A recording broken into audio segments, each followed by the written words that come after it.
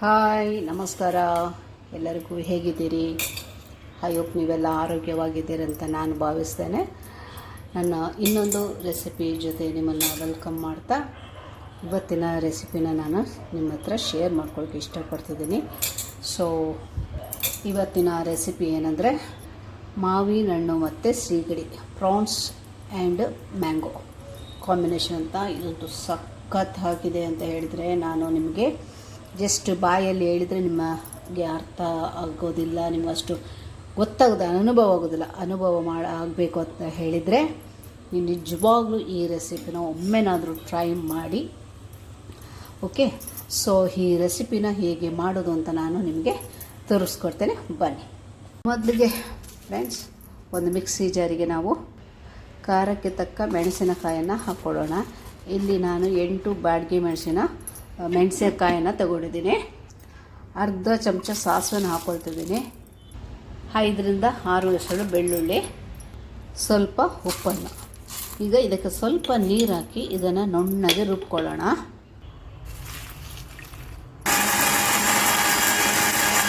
So masala ready ಆಯಿತು. Okay, ನೋಡಿ ನುಣ್ಣಗೆ ರುಬ್ಕೊಂಡಿದ್ದೀನಿ.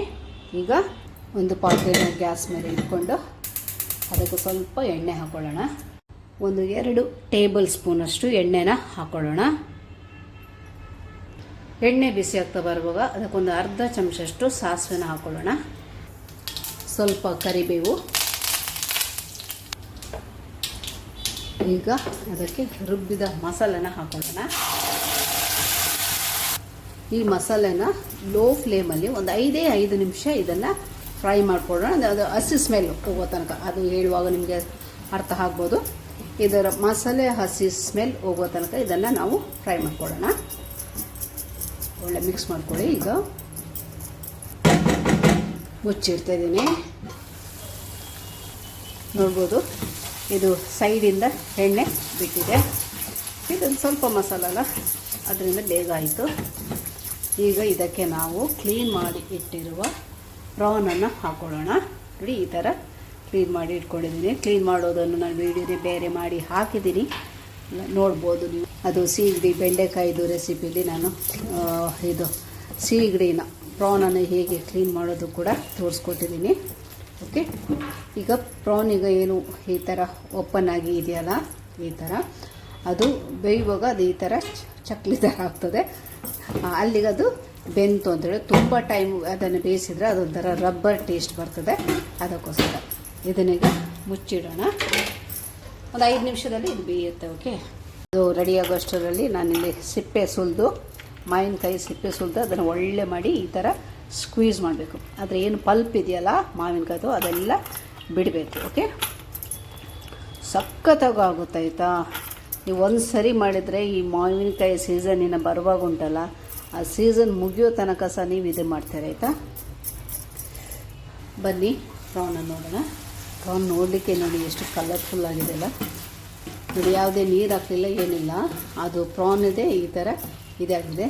ನೋಡಿ, ಇದು ನೋಡಿ ಚಕ್ಲಿ ಥರ ಆಗ್ತಾ ಬಂದು ಅದು ಬೇಯ್ತಾ ಬಂತು ಅಂತೇಳಿ. ಓಕೆ, ಬೆಂತು ಅಂತಾನೆ. ಓಕೆ, ಜ್ಯೂಸಿಯಾಗಿ ಇರಬೇಕಾದ್ರೆ ಇದು ಆಗೋಲ್ಲ, ಇಷ್ಟು ಬಂದ್ ಮಾಡಿದರೆ ಆಯಿತು.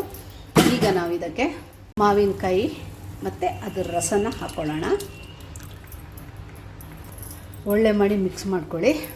ಓಕೆ, ಮತ್ತು ಉಪ್ಪು ರುಚಿಗೆ ತಕ್ಕ ಅಂತ ನಾನು ಅವಾಗ ಸ್ವಲ್ಪ ಹಾಕಿದ್ದೀನಿ. ಈಗ ಇದು ಮಾವಿನಕಾಯಿ ಹಾಕಿದ ನಂತರ ಅದು ಉಪ್ಪು ಸ್ವಲ್ಪ ಕಮ್ಮಿ ಆಗುತ್ತೆ. ಓಕೆ, ಇದು ಉಪ್ಪು ಖಾರ ಎಲ್ಲ ನಿಮ್ಮ ಟೇಸ್ಟ್ ಪ್ರಕಾರ ಸೇರಿಸ್ಕೊಳ್ಳಿ. ಮಿಕ್ಸ್ ಮಾಡಿದ ನಂತರ ಇದರ ಥಿಕ್ನೆಸ್ ನೋಡೋಣ. ಸೊ ಸ್ವಲ್ಪ ದಪ್ಪ ಇದೆ. ಓಕೆ, ನಾವು ಸ್ವಲ್ಪ ಕ್ವಾಂಟಿಟಿ ಸ್ವಲ್ಪ ತಿನ್ನೋರಾದರೆ ಈ ಆದ ಓಕೆ. ನಾವು ಸ್ವಲ್ಪ ಸಾರು ತುಂಬ ಇಷ್ಟ, ಸಾರು ಸ್ವಲ್ಪ ಹೆಚ್ಚು ಬೇಕು ಅಂತ ಅಂದ್ಕೊಳ್ಳೋರು ಸ್ವಲ್ಪ ನೀರನ್ನು ಸೇರಿಸ್ಕೊಳ್ಳಿ. ಓಕೆ, ಇಲ್ಲಿ ನಮಗೀಗ 4 ಜನದ್ದು ಇದು ಕ್ವಾಂಟಿಟಿ. ಓಕೆ, ಸೊ ನಾನು ಸ್ವಲ್ಪ ಈಗ ಮಸಾಲೆದ ನೀರು ಉಂಟಲ್ಲ ಅದನ್ನು ಸೇರಿಸ್ಕೊಳ್ತೇನೆ. ಓಕೆ, ಇನ್ನೊಂದು ಒಳ್ಳೆ ಮಾಡಿ ಮಿಕ್ಸ್ ಮಾಡ್ಕೊಳ್ಳೋಣ.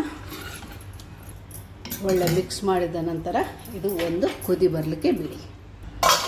ಸೊ ಬನ್ನಿ ನೋಡೋಣ, ರೆಡಿ ಆಯಿತಾ? ಎಸ್, ಒಳ್ಳೆ ಕುದಿ ಬಂದರೆ ಈಗ ನಾವು ಬೆಂಕಿನ ಬಂದ್ ಮಾಡ್ಕೊಳ್ಳೋಣ. ಓಕೆ, ಫೈನಲ್ ಆಗಿ ಇದರ ರುಚಿಯನ್ನು ನೋಡ್ತೇನೆ. ನೋಡಿ ನಿಮಗೆ ಹೇಳ್ತೇನೆ. ಓಕೆ,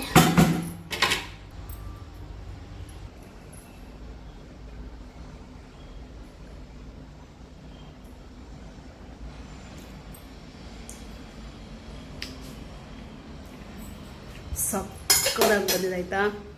ಒಮ್ಮೆ ನೀವು ಟ್ರೈ ಮಾಡಿ. ಐ ಹೋಪ್ ಇವತ್ತಿನ ಈ ರೆಸಿಪಿ ನಿಮ್ಗೆ ಇಷ್ಟ ಆಯಿತು ಅಂದ್ಕೊಳ್ತೇನೆ. ಇಷ್ಟ ಆದರೆ ಒಂದು ಲೈಕ್ ಮಾಡಿ, ಶೇರ್ ಮಾಡಿ, ಚಾನಲ್ನ ಸಬ್ಸ್ಕ್ರೈಬ್ ಮಾಡಿ, ಸಪೋರ್ಟ್ ಮಾಡಿ ಅಂತ ಹೇಳ್ಕೊಳ್ತೇನೆ. ಇನ್ನೊಂದು ವೀಡಿಯೋದಲ್ಲಿ ಸಿಗೋಣಂತೆ. Thank you so much. Bye.